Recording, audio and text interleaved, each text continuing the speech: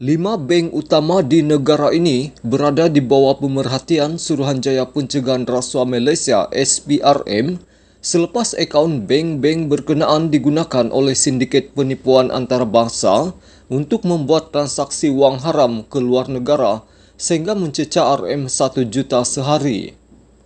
Peranan bank berkenaan terdedah selepas kejayaan SPRM menumpaskan sindiket penipuan antarabangsa menerusi operasi Tropicana baru-baru ini, lapor Berita Harian.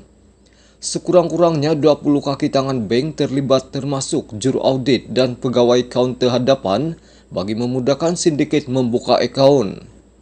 Akaun-akaun ini digunakan oleh sindiket untuk mengutip uang tunai yang didepositkan oleh mangsa penipuan. Siasatan SPRM mendapati kebanyakan mangsa dikenal pasti sebagai warga Australia dan United Kingdom UK. Pegawai bank itu juga dilaporkan akan menutup mata terhadap sebarang laporan transaksi yang mencurigakan pada akaun bank berkenaan. Peranan pekerja bank itu menyebabkan sindiket penipuan mampu mengaut keuntungan kira-kira RM200 juta hanya dalam tempoh 3 bulan. Sebagai balasan, mereka dibayar antara RM1.000 hingga RM2.000 bagi setiap akaun bank yang berjaya dibuka untuk kegunaan sindiket.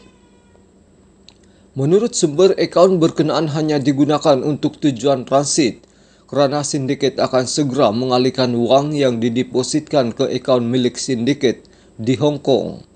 Sumber berkata, bank-bank yang dikesan terbabit dalam operasi sindiket penipuan antarabangsa ini kesemuanya beroperasi di ibu negara. Dianggarkan 20 hingga 30 akaun bank digunakan pihak sindiket dan akaun berkenaan akan ditutup selepas 3 bulan sebelum akaun baru dibuka.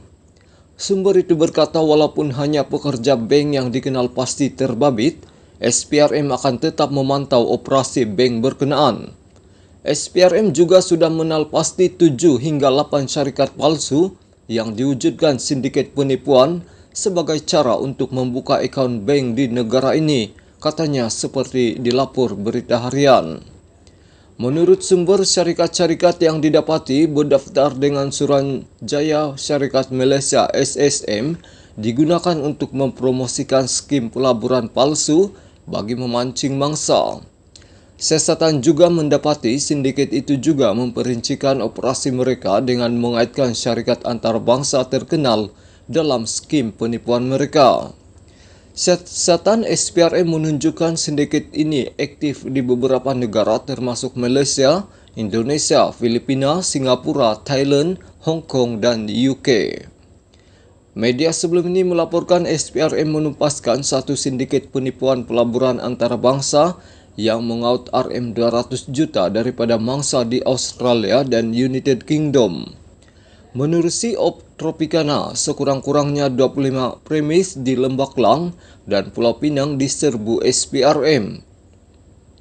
SPRM berkata sindiket ini dipercayai merasuah beberapa agensi penguatkuasa bagi memastikan operasi mereka berjalan lancar sejak 2019.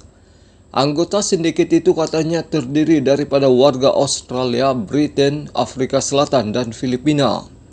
Modus operandi sindiket ini ialah memperdaya mangsa untuk melaburkan wang dalam skim pelaburan yang tidak wujud.